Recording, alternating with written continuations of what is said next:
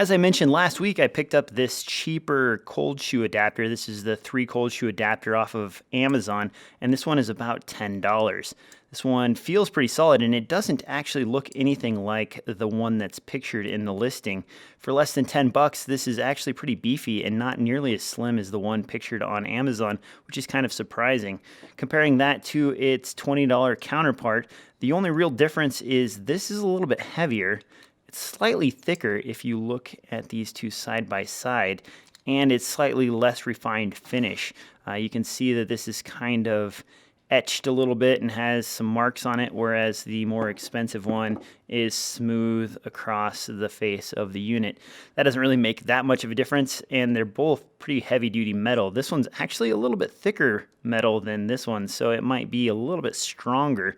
Hard to say for sure, but the only other difference you really notice between these two is the thumb screws. The thumb screw on the $20 one is this kind of rubberized plastic right here, which is a little bit easier to turn than the metal smaller thumb screw on the $10 unit. Still, that's not a huge difference between these two for the $10 difference in price.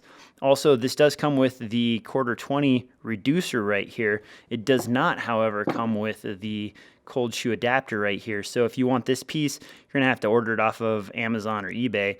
But that's pretty easy to do, and these are only a couple dollars. So even ordering this piece, it's still cheaper to pick up the $10 version than it is to buy the $20 version with this piece included.